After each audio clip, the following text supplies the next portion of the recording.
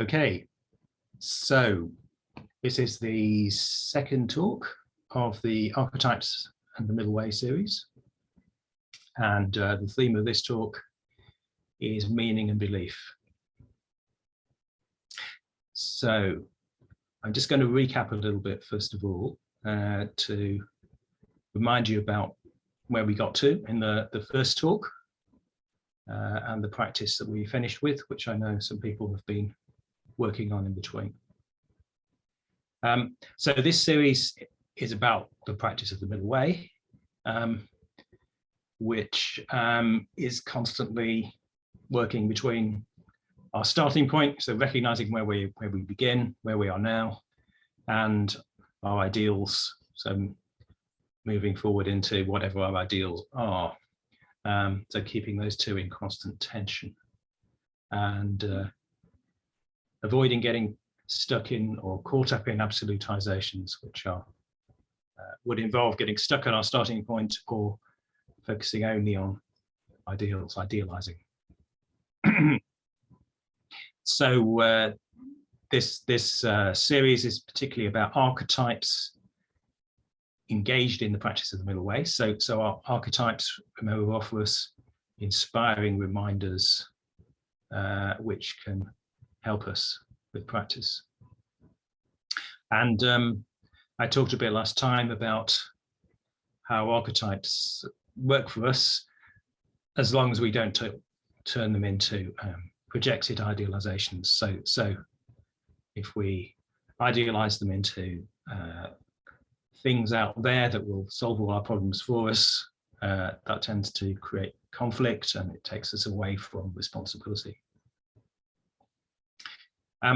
But a lot of the previous talk was about embodied meaning. So the way in which archetypes inspire us because they are meaningful to us, and that meaning is experienced in our bodies. So I drew on the work of George Lakoff and Mark Johnson on embodied meaning.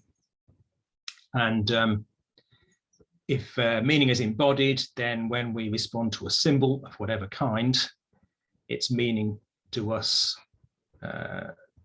depends on or relates to our whole nervous system, which was responding to that symbol. So I talked a bit about aspects of embodied meaning. I talked about schemas and basic categories and metaphors. I'm not going to go over those now, but they're in the previous talk. And last time I briefly mentioned meaning and belief. So this talk is much more about that because it's important to expand on that area. So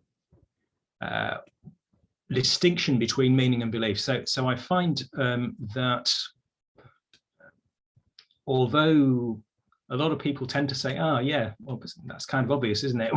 When I mention the distinction between meaning and belief, it's really not very common. People don't very frequently make that distinction very clearly. So I think it's well worth emphasizing. And it's certainly central to the approach I'm taking with the middle way and with the use of archetypes on the middle way. So I think it's important for a number of reasons to distinguish meaning from belief. So archetypes help us by providing inspiring meaning, but at the same time, that inspiration process can be hijacked by absolutized beliefs, which can stop that inspiration process working effectively. So immediately there we've got beliefs potentially interfering with our inspiration process. That's not to say all beliefs are bad by any means, not all beliefs are absolutized, but we need to be aware of the difference between experiences of meaning and experiences of belief. So archetypes inspire us by making us aware of new possibilities and motivating us to engage with those new possibilities, whether that's new possible goals or ways towards goals, or new relationships or ways of working in relationships, or new ways of avoiding threats even. all of those can be aspects of archetypal inspiration. But that making us aware of possibilities can be hijacked by the shortcut of absolutized belief. So a few quick examples of that would be something like a quick fix solution to a problem. So maybe an instant cure to a complex, troublesome illness, or maybe a sacrifice which will help you pass your exams, or maybe you make an offering to the Buddha and that helps you pass your exams. Or supernatural beings, generally, the belief in supernatural beings is a shortcut. Kind of, it's easier to conceptualize. There's a person out there who will do that for you, a sort of special status being, rather than the complexity of going through, this symbol is meaningful to us and we're responsible for how we respond to it and all that. That's quite difficult and complex and time consuming and so on. So it's very tempting to take a shortcut. And that's where belief can shortcut meaning. And we fail to fully engage with the meaning because we've adopted a belief instead. So if we can understand the difference and learn to identify meaning without necessarily turning it into belief, then we can avoid being hijacked. So what's the distinction we're talking about? I think that's obviously the core of what we want to talk about here. What's the distinction between meaning and belief? I mean, it wouldn't really be necessary to ask that question in a way if there wasn't a lot of confusion around it, I think. Well, I say confusion, obviously people just have different ways of using these terms. So they might object to the suggestion that they're confused, but to me, there's a degree of unhelpfulness about a lot of the way that the terms meaning and belief are used. And by that, I mean practical unhelpfulness. Some examples of that would be the way that the term cognition is widely used in academia, which seems to superimpose a sort of knowledge or belief model on lots of things which are much more about meaning. Gets us to see things much more in belief terms. And even terms like sense making. So I think that's the term sense making seems to have come into vogue recently. The idea that we are trying to make sense of our lives, which is fine, but sense making suggests meaning. But actually, a lot of what people are looking for when they are sense making is explanatory beliefs, some way of reaching a justifiable belief about their lives. And I think we need to separate that out from sense in the sense of meaning. So yeah, there's lots of different usages. So I'm just going to suggest a usage which I think is helpful. That's all I can do, really. So I think meaning is an experience of embodied association.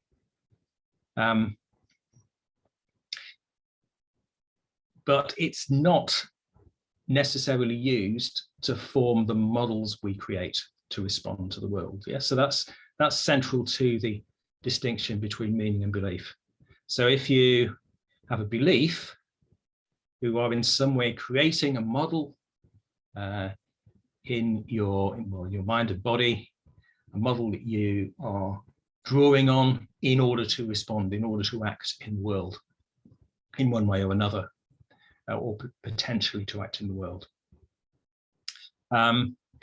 But meaning doesn't have to involve those potentially active models. It's just association, which could have a much wider or be related to a much wider experience than the experiences that form beliefs. So let's try and connect this to different spheres of experience. Yeah. So obviously one way of engaging with meaning is through the arts. So artistic meaning basically is the experience of the imagination. So the imagination, in the broad sense of the exploration of symbols and their meanings, particularly if they're new or exploring new aspects of them. That's central to the practice of the arts, I think. So the arts are constantly working with meaning, whether you see that in visual or verbal or oral terms. Or you can think in terms of creativity. So creative thinking involves the exploration of meaning to develop new possible beliefs, but you won't be able to come up with new possible beliefs unless you have explored possibilities first in a provisional way. Or you can approach this through play and the idea of play. So obviously in early life, in childhood, play is extremely important to us, and hopefully it's still important now, all through our lives. So in play, we explore possibilities, we try things out. And in some ways, that seems more basic to our experience than so-called being serious. In other words, having beliefs about things. So meaning can be exploratory in that way and can help us train in a broad sense, or be prepared, be resourceful in our responses to things. There's also a scientific aspect to this. So meaning is shared with animals, for example. So I was recently reading about the way that cuttlefish change colors when they're sleeping, which seems strange, doesn't it? Why should they? But this changing color, cuttlefish change colors all the time, which expresses their mood or their state. And you would expect that, if they're encountering a new threat or seeking a new piece of food or something like that, but they're just asleep and they still change color. So it seems that even cuttlefish, in some sense, have meaning. They have some sort of engagement or experience of things which are not immediately relevant. They are exploring possibilities in some sense in their sleep, as we do, obviously, in dreams. And in their sleep, also, rats are supposed to be exploring possible mazes. I'm not sure how they work that out, but that's what I read somewhere, a piece of biology. So there does seem to be some evidence that meaning is found beyond humans. It's a basic biological aspect of experience of living organisms, maybe at least complex ones with nervous systems. And then, the scientific accounts of meaning, well, they might call it offline processing. That's one term I've come across, which is a bit of a clunky computer metaphor, but if that's the way you like to think of it, then that might be helpful. So we're not engaged, as I say, in immediate goals or survival or avoiding threats or anything of that kind. We're exploring through new sorts of patterns of for example, the systems biologists Maturana and Varela talk about patterns of sensory motor response. So there are new possible patterns which we can go through, which are not of immediate relevance again. Okay, so you can see meaning scientifically as neural association, as these ways in which animals use that association. but it's as we experience it. So I think experience is always central to meaning. It's not in any way a reduction to a biological explanation, but biology can really help us to explore aspects of it. So that's meaning as distinct from belief.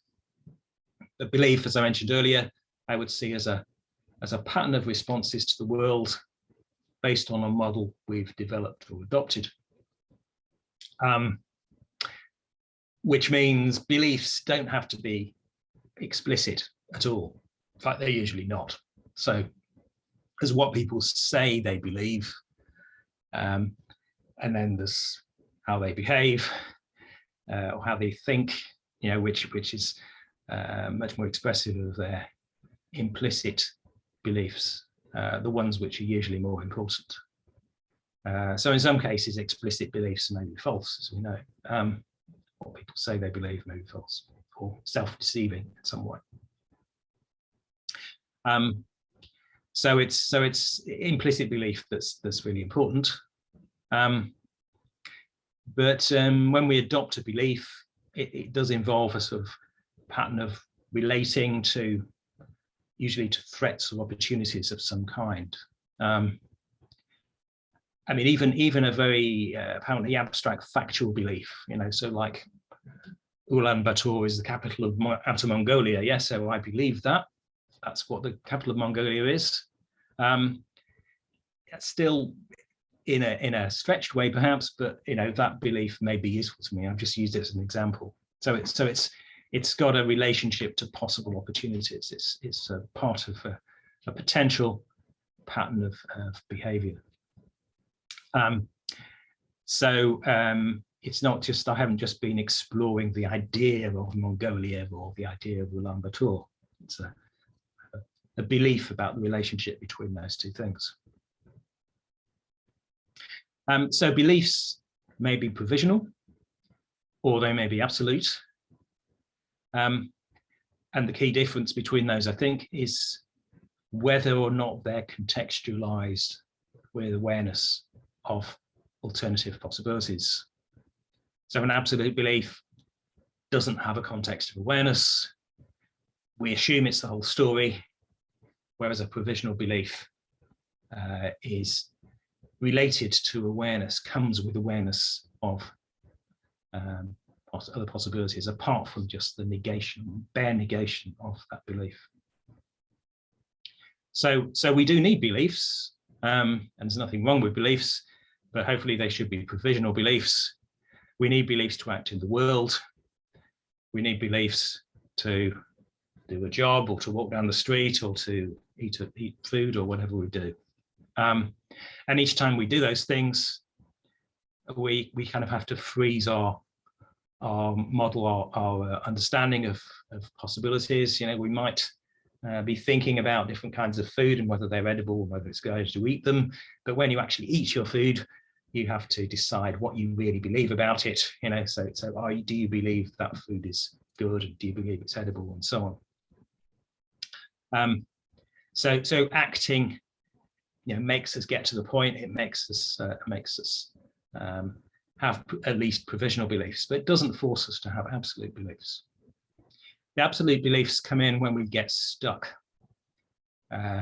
So when our beliefs are accompanied by an assumption that they're necessarily correct, and that the only alternative is a threat of some kind.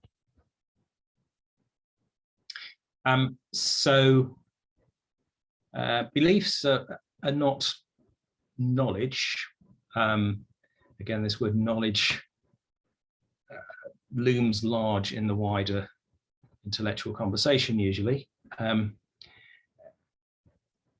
Though, if we did have knowledge, which I'm skeptical about, then we would need belief in order to have knowledge. I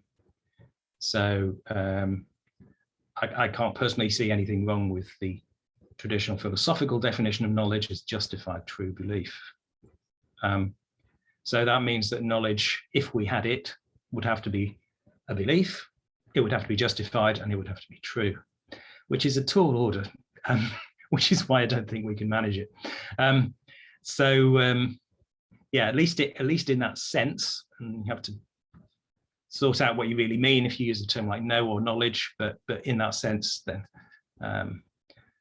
I don't think we have knowledge, which is why I'm a skeptic in that sense. Yeah, so knowledge will be at the top of the pyramid if we had it. A pyramid which has meaning at the bottom, so it all depends on our experience of neural association, and then belief is dependent on that, and in turn, if we have knowledge, it will be at the top.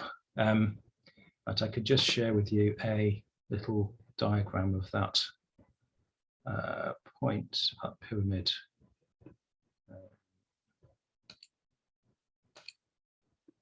Here we go. Yeah, so you can think of meaning as the bottom layer on which our ways of responding to the world depend.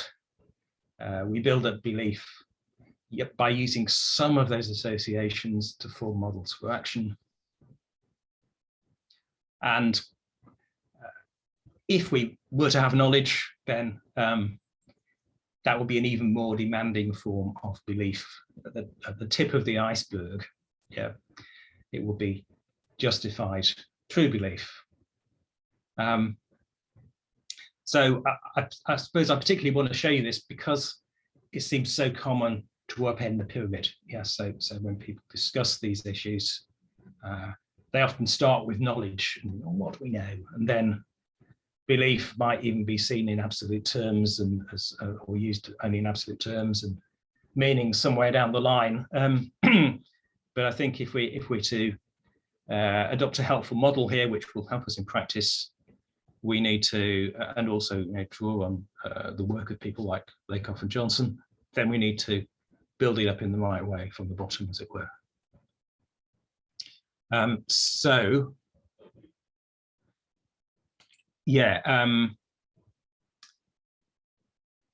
let's think about the effects of confusing meaning and belief, assuming we're reasonably clear about the difference. But you can always ask questions later if you are not sure about that in any way. But let's think about the effects of confusing them. One of these is very much concerned with religious experience. So religious experience or any other profound experience, or maybe you might prefer to call it spiritual experience, or baptist experience, or whatever. There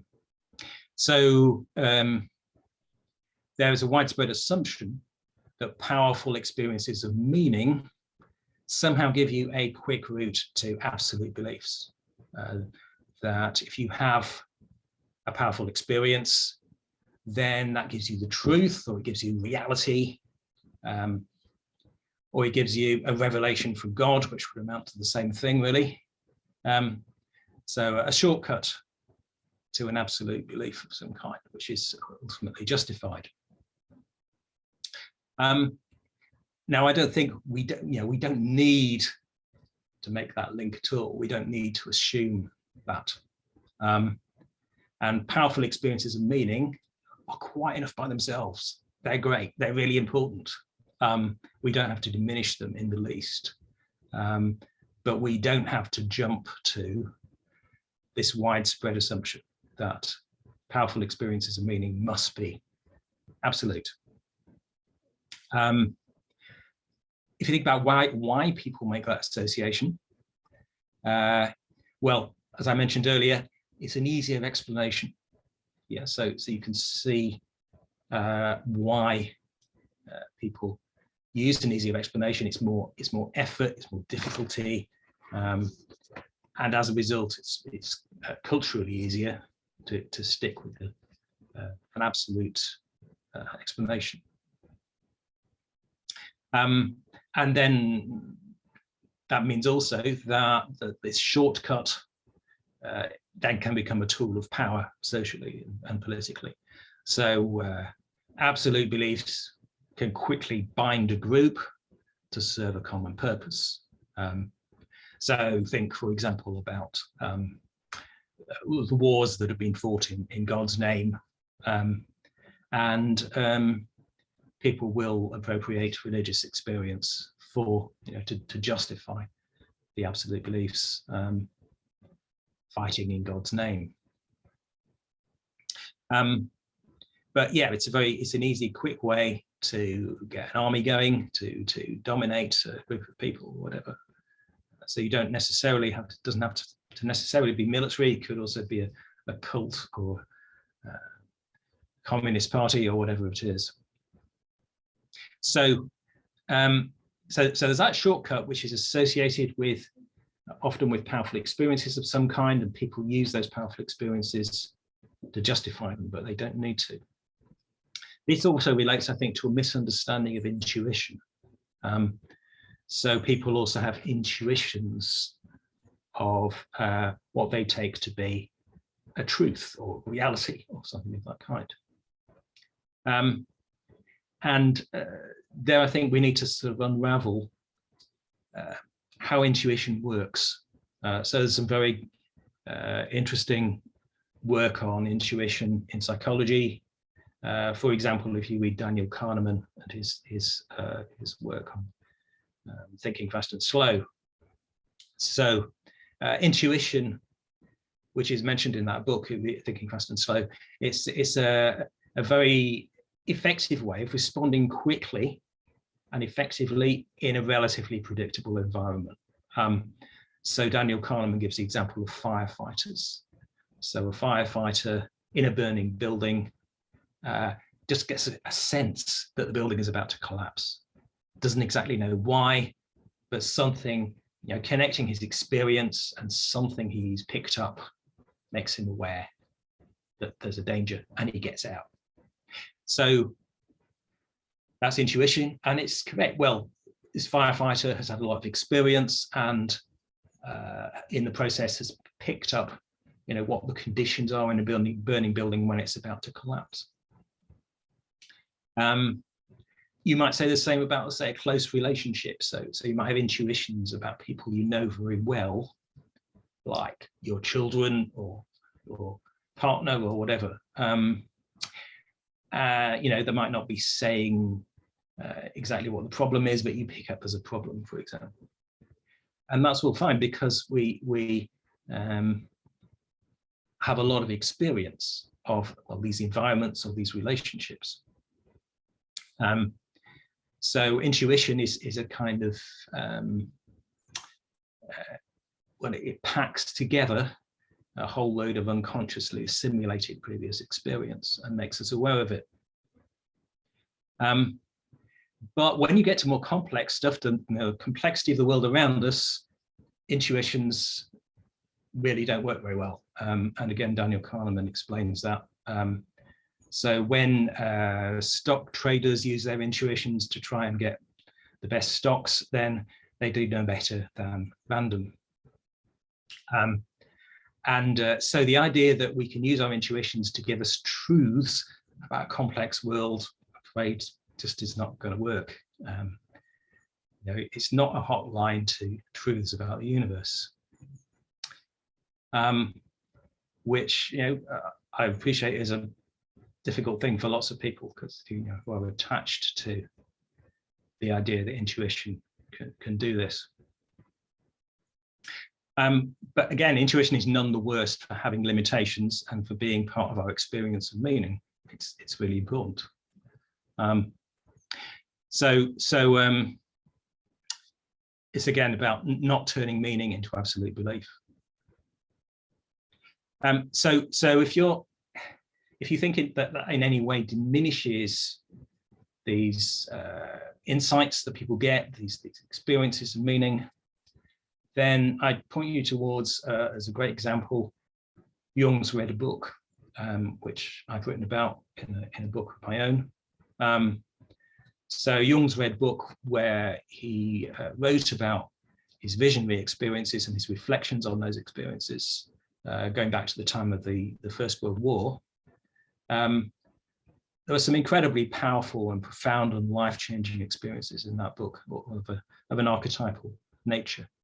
But all the way through, Jung clearly realizes that these are in his own mind. Yeah? They're not reality.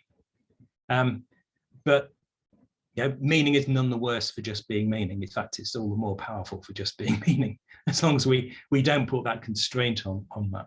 But if that's just a sort of intellectual point spoken like that, then maybe you might need to engage with an example like the Red Book to fully experience how one can get every inch as much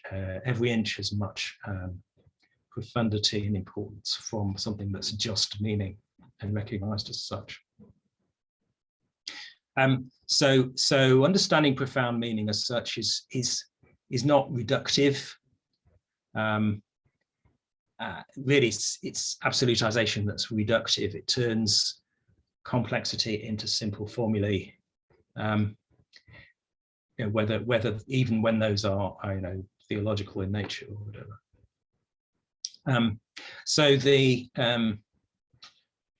distinction between meaning and belief is thus really helpful for our response to religious archetypes. So we can see God. I mean, God is the big obvious one, but any religious archetypal figure, God is meaningful, and it's far more significant that God is meaningful than whether he exists. I have to use air quotes here, whether he exists or whether he gives revelations. But obviously, most of the discussion about God involves his existence or his revelations. So all of that, I think, is a diversion from what people could get from God as a symbol, as an archetype. So that's where agnosticism comes in. I think rigorous agnosticism about absolute beliefs is a helpful practice for enabling us to maintain effective archetypal inspiration. And obviously one could say a lot more about agnosticism and the difficulties involved in being agnostic and the misunderstandings of it. So agnosticism is not just about God, it's about all sorts of other possible absolute beliefs, which tend to come in opposed pairs. It's not indecisive. In fact, it's requires some decisiveness, and it's not weak in any sense. So there's all kinds of misunderstandings about it. But if we can use agnosticism in a way which is rooted in meaning and in a relationship to archetypes, then that makes it all stronger, I think. And all this stuff applies beyond religion, not just to religion. You can also apply it, for example, in politics. So think about an inspiration of justice or freedom. So people can have important experiences of why justice is so important in their lives, or why freedom is so important in their lives, say. And obviously justice and freedom are important, and they can form the basis of helpful provisional beliefs about policy, and about who we vote for or whatever. But neither of them are absolute values. So if we just take justice or freedom, for example, as the whole story, as the basis on which we should make all our political judgments, then we'll end up with a similar sort of projection as the believing in the existence or non-existence of God, for example.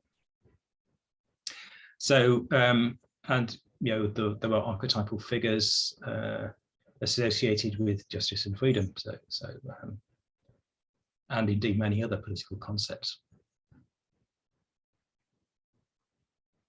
Okay, so I've probably rattled on for long enough there. I will pause there to take questions, and then we will go on to the practice focus and what we can, how we can apply this a bit more in maybe about 15 minutes or so. But let's get into questions and comments in the meantime.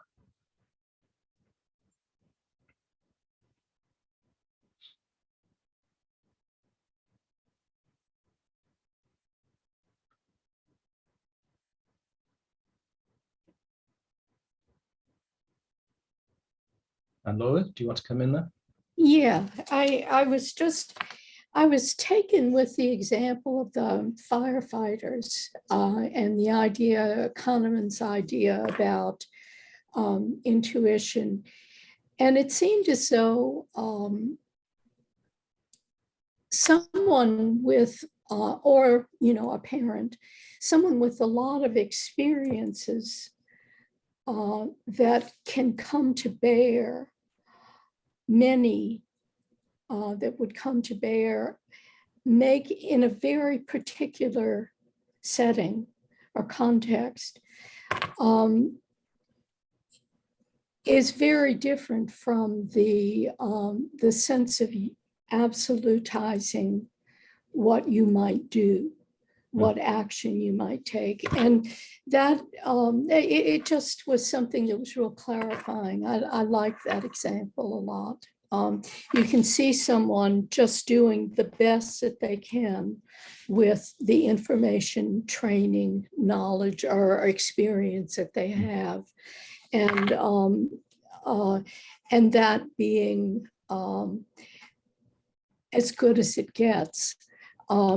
And so it is good in that sense, that I could see how we can have some trust in our intuition in such particular ways that we might, our experience might come to bear. Anyway. Yeah. I mean, the great example of when not to trust your intuition, I think that's very common these days, is on the internet. So you've got a person who you know very little about, and you might get a sense of what they're like, and assume all these things about them. But it's just good to reflect about how little validity your intuition has at that point. Yeah. Yes.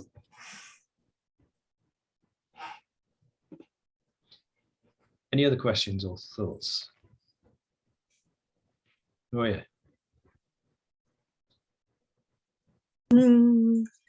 Yes, when you were talking about belief, it came to my mind then faith. What could be the connection or the implications of faith? Do you mean faith or fate? Faith. No, faith. Faith, right. Yeah, well, it depends how you use that word, I think. So it's it's another word that needs a lot of clarifying and is used in different contexts in very different ways. So I like to use it in a way which has some connection with the Buddhist use. So the Buddhists talk about saddha, translate that as faith, and has connections with the ideas of trust or confidence, which can be a fully embodied basis of belief. So where you've got lots of experience to draw on, which enables you to trust in, well, it could be in a person, or it could be in that something is the case, but yeah, usually it's something complex which will be difficult to reduce easily to a set of propositions, perhaps, but you have enough experience of it, perhaps rather intuitively, to develop a faith in it. So that's the way I use the term. I wrote a book 5 years ago now, or was it longer? Anyway, 7 years ago, called The Christian Middle Way, and the subtitle of that was the case against Christian belief but for Christian faith. So I was deliberately there trying to, as it were, appropriate the word faith, but or use it in a way which is embodied and has a contrast with, well, absolute belief, as is often used in Christianity. but fortunately that could easily, you know, not be clear to people, because the word faith is so often used to just mean absolute belief. I mean, what do you think about faith, Maria? Do you have any thoughts about it?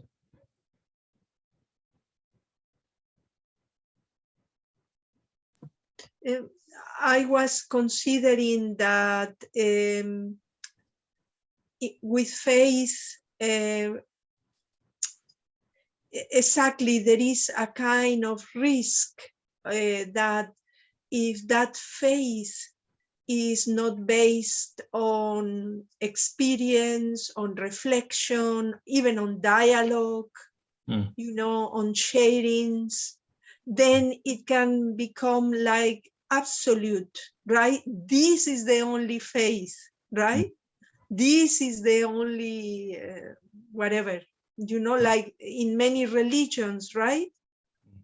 Probably they are based on absolute faith, right? Or something like that. Yeah. So I suppose we just have to try and clarify what people mean when they're using that word, and I don't know, you know, whether there were similar issues in other languages, but what would be the term in Spanish? Do you have a similar issue with it? Yeah, in Spanish is fe. Right. F-E, fe, faith. And, you know, personally, I don't connect to it because I was raised as a Catholic, and all the time the priests and the nuns were, oh, you don't have faith, you know, like you are a very bad person because you question everything, or you are not confident, you know. So maybe for me, when I hear, you know, belief, I immediately associated with a bit of, oh, maybe this is about faith. Yeah. Yeah, I mean, both belief and faith can have that association for people, I think. Yeah. I mean, I once ran a course, a philosophical course about belief, and some people came along to it thinking it was about religion. You see? No, it was about beliefs in a much broader sense. Yeah. Okay, any other thoughts? I just wanted to say something really quickly. When I was listening to you, Maria, it's almost a physical sense that I'm starting to have when one shifts from an openness to alternative possibilities to an absolute belief about something. It's like a constriction or a kind of a movement that is constricting. And I'm wondering if there's anything to that, or is that just my sense of that right now? Can you say more about the constriction you experience? It's the loss of possible meanings of something. It's like having an openness to, say you have a hunch that something goes in a certain way, but it's provisional. You still have a sense of other things being possible. And then you don't have that sense of other things being possible. And it's a much more constricted kind of view, and it's almost a physical sense. I'm sensing when you shift from one to the other, it is an embodied difference. Mm-hmm. Yeah, well, we can hold tensions in our bodies. So our muscles may reflect the absolutization of holding on to something. I think I'm not sure if that came up last time actually, or maybe somebody asked about it, but I do think there's, or maybe it was another context, but I do think there is there's a relationship between our bodily states and our muscular states and so on, and our beliefs. But I wouldn't like to be too specific about that relationship and say, this muscle tenses when you got this kind of belief or anything of that kind. And there it's very easy to get into speculation.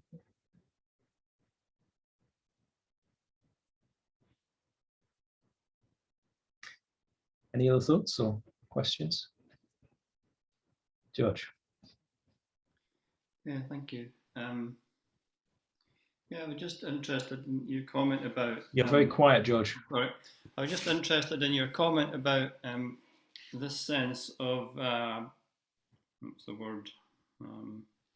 Profundity from an experience. So you have a powerful experience, and you're saying that it can be just as profound as when you have a powerful experience, but one that you've put in the context of an absolute belief, for instance, a religious belief.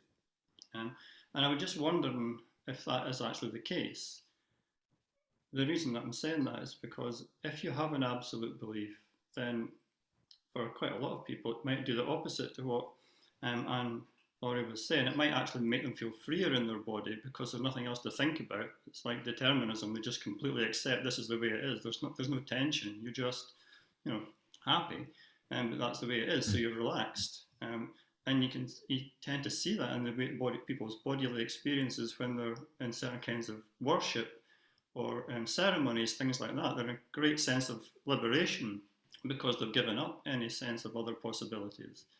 So I wonder about this relationship between profundity of experience and meaning, with regard to having the belief, absolute belief, or not having it. I just wanted to put a question mark over there because I just wonder if that is really the case. I mean, I can say it could be the case, but when you see people having experiences which are within that absolute context, they do seem to be extremely profound, and it often makes people do things that most people, if they have a provisional belief, wouldn't go near. They wouldn't go into a war situation, or they wouldn't do some extreme thing, but these people will. So I'm just quite curious about that relationship and how clear-cut it actually is. Yeah, well, I don't think it's particularly clear-cut. But the question is how we unravel it. I mean, I became interested in the problem of saints, for example, which may have some bearing on this question. I mean, saints, well, actually saints in the normal sense, but also saints with inverted commas with a particular sense. But sort of people who have an absolute belief and are, simultaneously, obviously, spiritual practitioners, in a very connected, engaged, embodied way. So I don't know, somebody like St. Francis or Thomas Merton or somebody like that springs to mind. Yeah. So I think they're like us in the sense that they're going to have absolute beliefs which have a particular social role for them, and those are going to be linked in complex ways to their provisional beliefs. But what we tend to do traditionally is to assume that the absolute beliefs are what gives them their sort of spiritual heft. And I want to question that. I really do.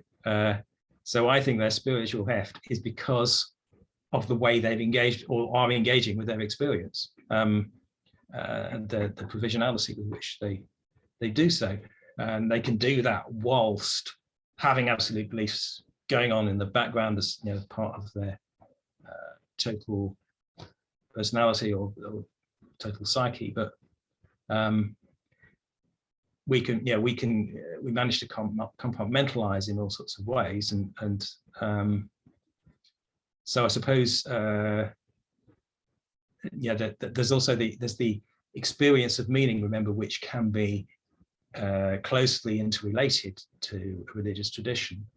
So somebody may have a genuine connection with an archetype when they go into a church and connect with that sense of meaning, and maybe perhaps feel a sense of relief, perhaps because they've connected, perhaps in quite an embodied way, with that sense of meaning. But I think we can separate that from the absolute beliefs which are normally associated with that context. So it's so easy, I think, just to get back into a sort of cyclic way of thinking that it must be due to the absolute beliefs just because that's traditionally associated with that context. And because people often ascribe their spiritual states to their absolute beliefs, therefore they must be due to them. And I appreciate there's also then a danger of circular reasoning on my part, but I think we need to continue to examine, to try and disentangle those two things and consider the various different possibilities for how people or why people might have a sense of relief or a sense of meaning or a sense of spiritual engagement or whatever it might be.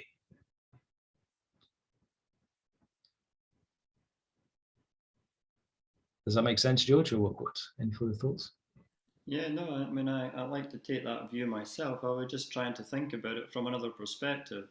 Even just the idea of a placebo effect. Someone believes strongly that that thing is going to do something good for them, and often it does.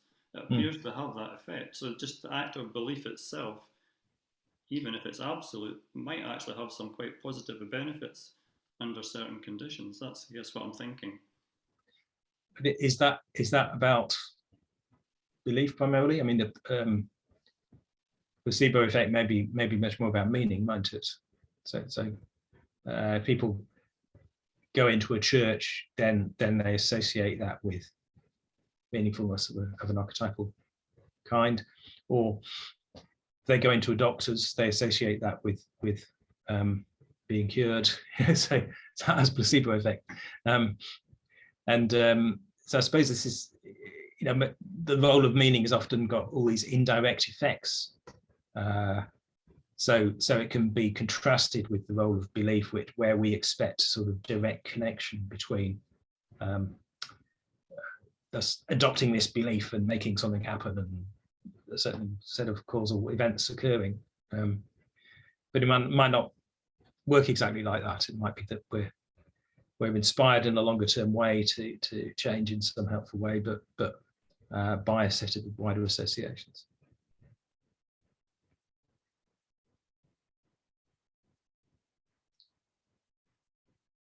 Any other thoughts or questions?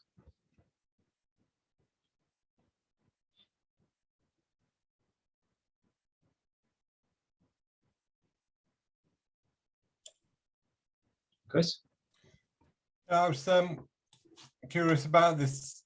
You mentioned Daniel Kahneman and in the context of intuition.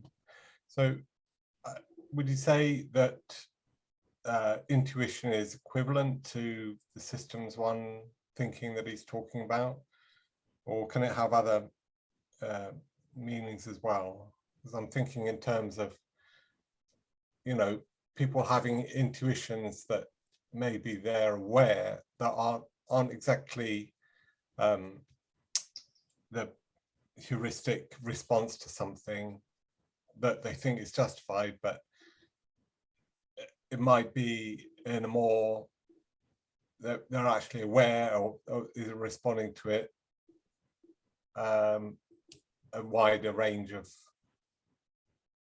cues about a situation that they're not actually processing. But I don't know, is there a kind of third alternative? So you're talking about intuition, fast and slow, effectively? Yes, I'm just saying, is intuition necessarily the same thing as systems one, or is there another definition? Yeah. Well, I suppose certainly the context Kahneman is discussing it in is the idea that intuition is fast and is a sort of shortcut, or people use it as a shortcut. Or rather, the appeal to intuition is used as a shortcut, as a bias. But I can appreciate also, intuition may be associated with a slower process and a more exploratory process. Yeah. So intuition is an aspect of our experience, and a valuable one. It's just the conclusions we draw from it, which are need to be examined, so that it's not just we don't jump to absolute conclusions from our intuitions, but there could be a I expect actually most of us use intuition in combination with a sort of slower process of reasoning in relation to how we draw conclusions about things. So yeah, it's hard to avoid. Oh. Okay, thanks.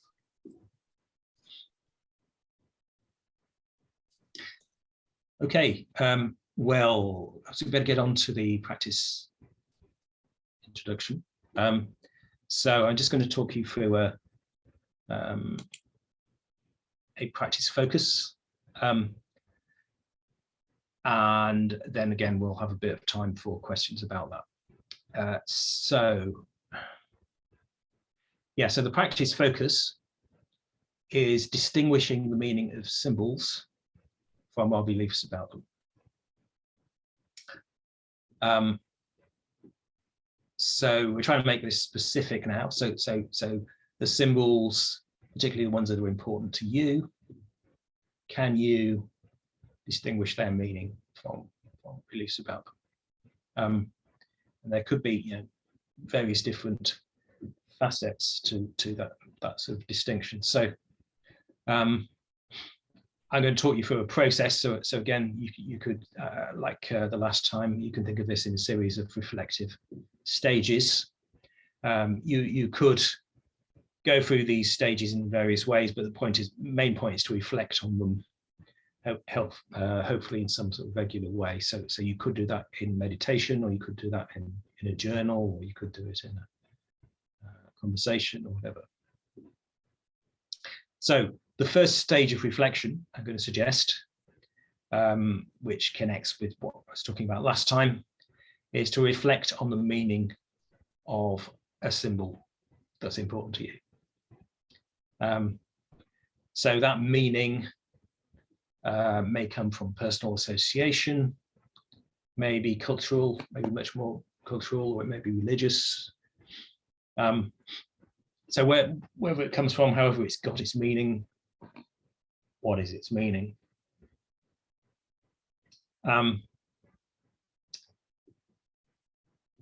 Actually at this time I'll talk through all the stages, and then I'll go through them a bit more slowly and give you time to try it out. So the first stage is reflecting on the meaning of the symbol. The second is reflecting on the embodiment of the symbol. So what's going on in you when you experience that meaning? So that's where mindfulness of your feelings and your responses becomes important. Okay, so that all connects with the practice that we had from the previous session. Is a recap of it in some ways. But the distinction from belief is what we're concerned with in the next section of the reflection. So in the third stage of reflection, you reflect on any absolute beliefs associated with the symbol. So those absolute beliefs could be positive, or they could be negative. So if they're negative, for example, when Maria mentioned, the nuns teaching her Catholicism, if you reacted to that, then absolute beliefs might be negative ones. It might be reaction. That's your main experience. But whatever the absolute beliefs are, it will feel as though they're necessarily the case, or they're the whole story. That's what the symbol really means. That's what it's all about. Okay, but what's important in this stage is just to be aware of those absolute beliefs. You don't have to condemn them. You don't have to argue about them.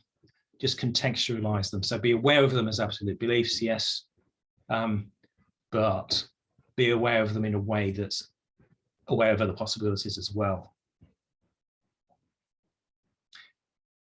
Okay, and then the fourth stage of reflection.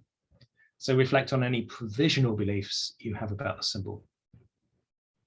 So how do you think it should be used or understood in practice? So your beliefs, provisional beliefs around a symbol, for example, could be scientific or scholarly ones. They might be about the psychology of the effect of the symbol. They could be scholarly ones about where it's come from and its origins in a particular tradition, say. They could be moral beliefs about its effects, or they could be aesthetic beliefs about its role in art.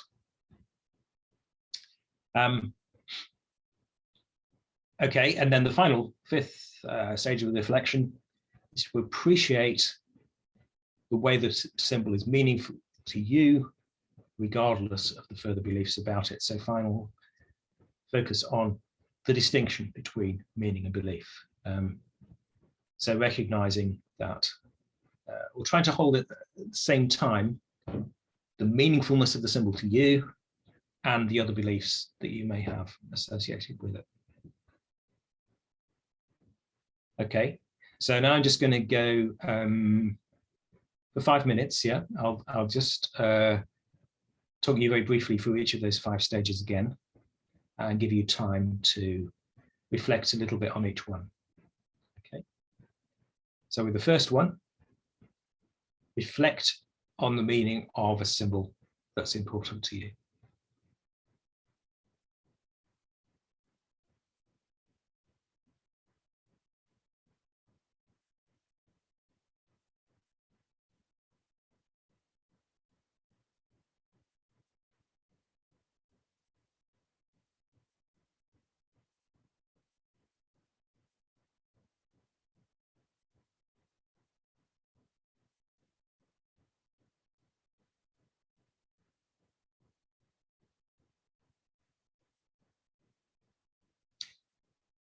Secondly, reflect on the embodiment of the symbol.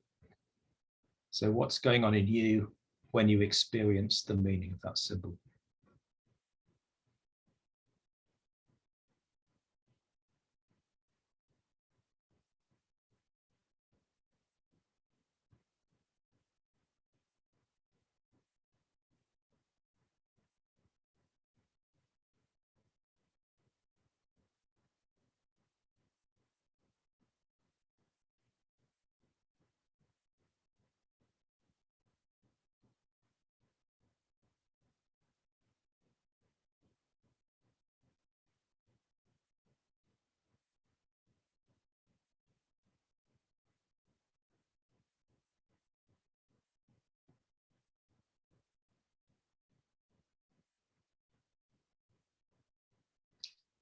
Third stage, reflect on any absolute beliefs associated with the symbol, whether positive or negative, and give them a context.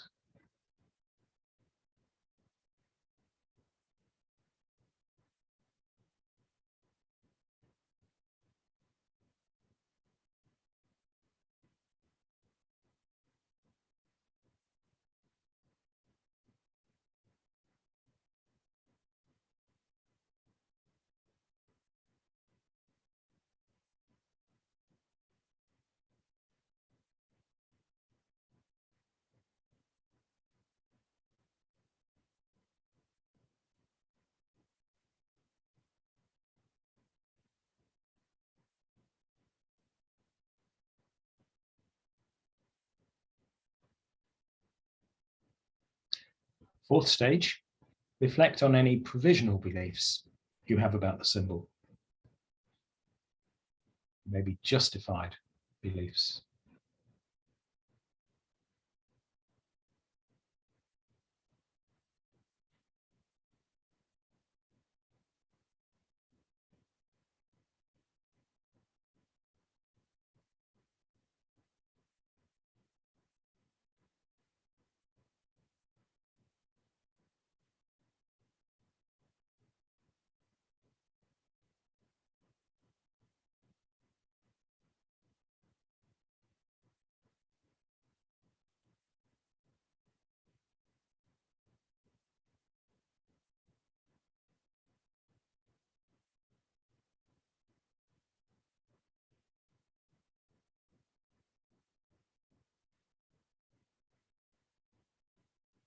And the final stage, bring together the symbol, the meaning of the symbol, and the beliefs.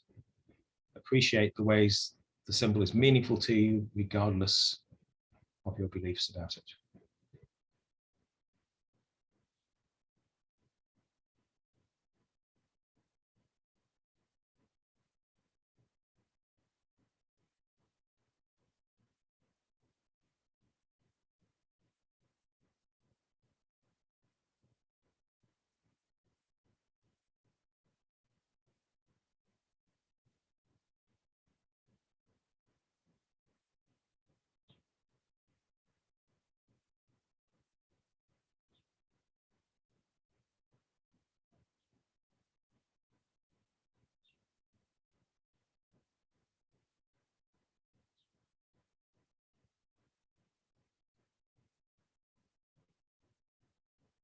Okay, so just to recap there, those 5 stages. So the symbol, its meaning. Second stage is embodiment. Third stage, absolute beliefs. Remembering to contextualize them, so don't go off on a positive or negative fantasy ruled just by the absolute belief. And fourth stage, provisional beliefs. So what beliefs can you actually justify about the use of this symbol? And then final stage, putting the meaning and the belief together and distinguishing between them.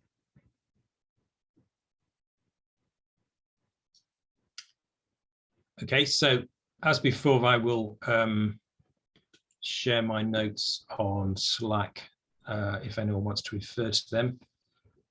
And there should also be a video on YouTube of this session if anyone wants to refer that to it.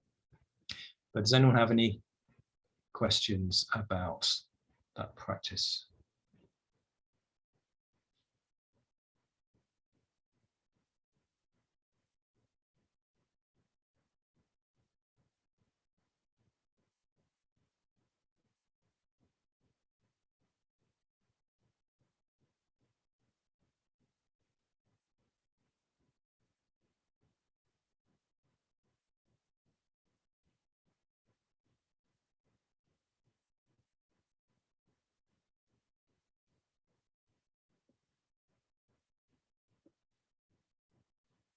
Or if not, any wider comments or thoughts? Well, the question I have is, you're suggesting to do this on some sort of regular basis by either meditation, journaling, or having a dialogue discussion with someone else, other folks. Yeah, those are some possible ways of doing it. So the key thing is to go through a process of reflection.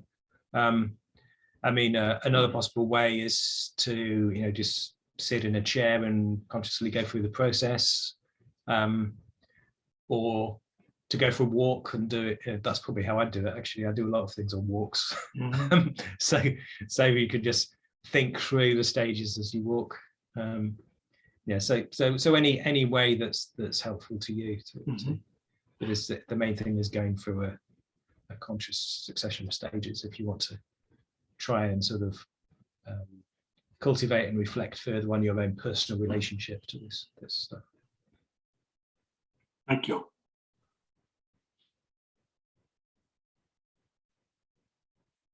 And Laura?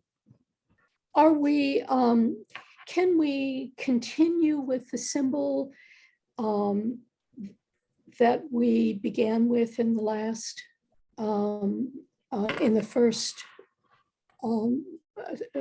part of our course, where the symbol, well, one of the things I was struck with was just how many meanings the symbol had. As the more I explored it during, and you had talked about how symbols are multivocal. Can I just pick up another sort of meaning for me of that symbol and work on that in this practice? Is that? Yeah, it's whatever you find helpful, but if you just want to continue with the work you were doing, and add in more reflections on belief, basically, then that Okay. sounds like a good thing to me. But Okay, it's really a question of what you find helpful. okay, thanks.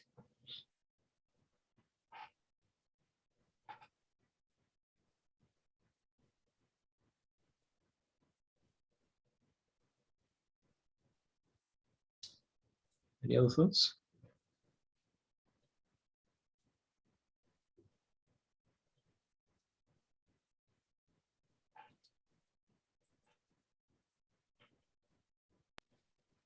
Oh, just thank you. Yeah. Okay. I mean, I really, it's very intriguing. I can see working with those. I mean, it's clear. It's not, it's a good project for the next couple weeks, at least. Right. Yep. George, you wanted to come in? Yeah, no, I enjoyed the practice as well. I'm still a little bit stuck, I think, with the idea that holding an absolute belief in terms of a conceptual position or statement, this is the way things are. I'm not sure if you're saying that in itself really isn't where the meaning is, and the meaning is always in an embodied sense, or is there meaning also can be gleaned from or experienced by holding a mental position, which you take to be the truth? Oh, well, there's meaning in it too. Yeah. That's the bit Yeah, there's a certain amount of complexity in this point. I mean, all the archetypal concepts we may use, like God as a classic example, can be used in absolute claims, but they also have meaning, archetypal meaning in their own right. So the absolute claims, I think, come in the form of propositions. So they take the form of sentences that such and such is the case, at least when we nail them down, when we try and express them in that form. But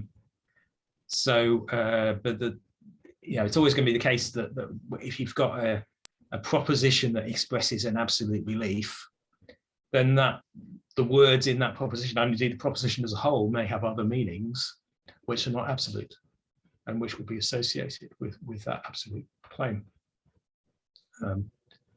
And that's the whole funny thing about religious traditions. I think that there's so much wonderful stuff in them, and this narrowing to absolute belief as well.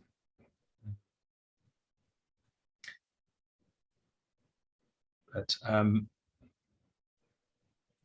yeah, so personally, at least the analysis I've been through makes me feel that concepts by themselves can't be absolute. So just the term God isn't necessarily absolute, or even just ways of defining God. People saying that God is perfect or whatever, and that's what it means to talk about God. That's not necessarily absolute even. But it's when we believe that something is the case, and that's the whole story, then we're probably expressing an absolute state. But even then, it depends on the psychology. It depends on the psychological state in which we use that language. So we can't just nail it down to using a particular formula.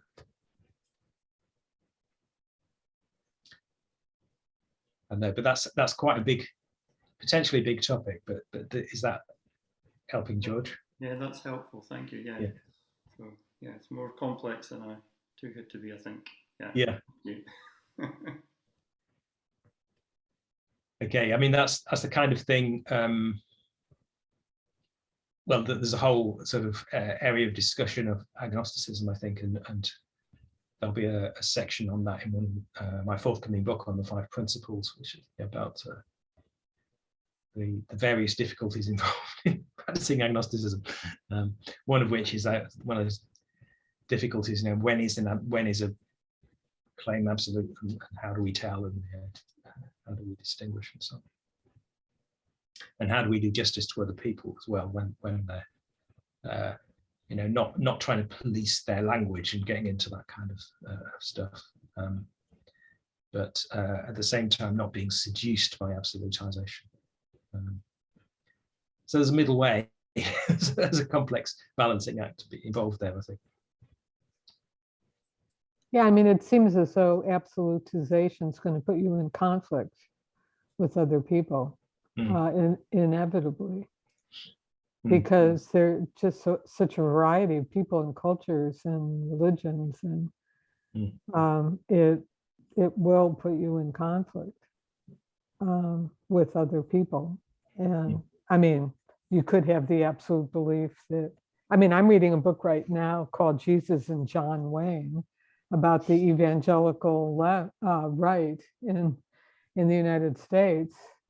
And that is part of their absolute. They're in an army to defeat the rest of the world that disagrees.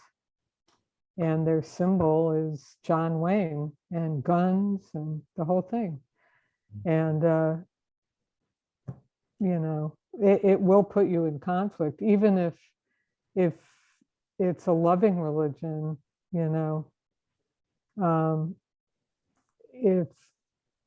if you have a particular absolute belief that will be different than some other religion, it's just inevitable. So then what? How do you relate to people who are not within your particular group? So anyway. Yeah, so that's conflict is a feature of absolutization, I think, and that's why it's a problem, basically. But then there's also the practical point of how we avoid getting dragged into conflict when we identify absolutization, even, which is why I'd want to stress contextualizing, even when you're just reflecting on your own absolutization, when you're thinking about a symbol. So, for example, if you're thinking about Christ and you immediately went back to childhood memories of indoctrination or whatever, then maybe that's helpful if you can contextualize it. But if you immediately get into conflict, even inside yourself, then that may not be the best thing to work on first. But, it depends how much power that has over you. It's one of the things we're doing in this practice related to what we're talking about, learning how to go back to the openness of meaning in a belief, so that if we can do that with ourselves, we stand a better chance of being able to do that in interactions. Yeah, definitely. Yeah. And that's, that's what I found, for myself, was just a really valuable process, going back into my childhood experiences of Christianity and the ways I'd reacted and responded to it, and then trying to unpick how much that meant to me, separating that from, both the pros and the cons and the intellectualizations and so on.